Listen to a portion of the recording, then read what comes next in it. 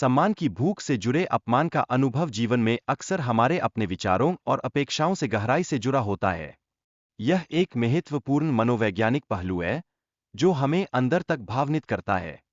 लेकिन इस कथा में यह वास्तव में दर्शाया गया है कि आयोजन में अपेक्षाएं रखने से अक्सर अपमान का सामना करना पड़ सकता है। क्या यह जीवन की निराशाओं का संकेत है? यह सवाल हमें सोचने पर मजबूर करता है।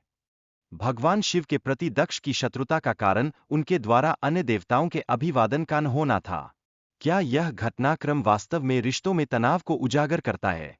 यह एक गहरा संकेत है। भगवान शिव की उपेक्षा से दक्ष की नाराजगी बढ़ गई, जिससे उन्होंने यज्ञ की रचना की। यह यज्ञ सभी देवताओं के लिए एक विशेष अवसर बन गया। क्या इसमें छिपा है कुछ अनहोनी का इशारा? सभी देवताओं ने कैलाश के ऊपर से जाते समय शंकर जी का ध्यान रखा। यह बताता है कि उनके बीच एक अपार सम्मान का भाव था। क्या यह स्थिति आगे चलकर किसी बड़ी घटना का रूप लेगी? मां सती ने अपने पिता के उत्सव में जाने की इच्छा जताई। इसके पीछे पारिवारिक संबंधों और सम्मान की भावना का महत्व है। लेकिन क्या यह उनकी स्वाभाविक इच्छाओं के साथ संघर्ष नहीं करता?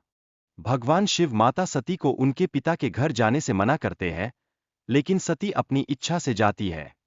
यह माता के और शिव के बीच के संबंधों में एक अनकही संवाद को दर्शाता है। क्या वे इस दिशा में समझौता कर पाएंगे? माता सती यज्ञ मंडप में भगवान शिव का अपमान सहन नहीं कर पाती है। इसकी वजह से उनकी भावनात्मक स्थिति का पता चलता है। क्या ये क्षण उनके साहस और स्वाभिमान को परिभाषित करते हैं? सती ने यज्ञ में उपस्थित सभी देवताओं और ऋषियों को चेतावनी दी कि यदि उन्होंने भगवान शिव की निंदा की तो उन्हें दंड मिलेगा। यह उनके न्याय की भावना को स्पष्ट करता है। क्या वे इसे स्वीकार करेंगे? भस्म होने के बाद नारद जी ने भगवान शंकर को सूचित किया, जिससे भगवान शंकर का क्रोध बढ़ गया। यह क्रोध कितनी गंभीर स्थितियों को जन्म दे सकता है, इसका हमें अनुमान है। वीरभद्र ने यज्ञ के आचार्य की दाढ़ी नोचकर यज्ञ का अपमान किया और कई देवताओं को भी घायल कर दिया। यह सब कुछ बढ़ता ही जा रहा था। क्या इससे ज्वाला और भड़केगी? भगवान शंकर और भगवान श्री हरि ने मिलकर यज्ञ की रक्षा करने का प्रयास किया, क्योंकि यज्ञ नारायण स्वरूप है। क्या उनकी एकता में कोई शक्ति है जो उन्हें इस संकट से बाहर निकाल सकती है?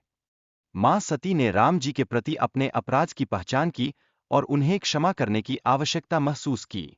यह उनके गहरे आत्मज्ञान का संकेत है। क्या वे सच में इसे हासिल कर पाएंगी? भगवान शंकर का राम जी के प्रति समर्पण और उनकी बातें सुनने की प्रवृत्ति को समझना महत्वपूर्ण है। यह उनके संबंध की गहराई को दर्शाता है।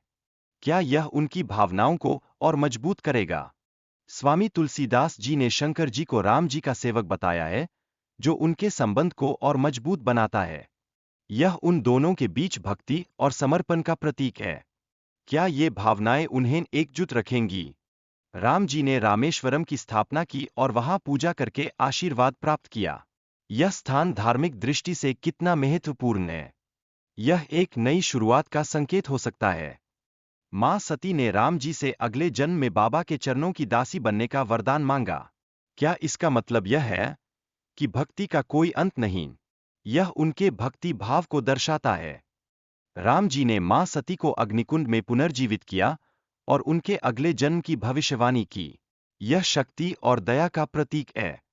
वे क्या फिर से मिलेंगे, या ये भक्ति मार्ग कभी समाप्त नहीं होने वाला है?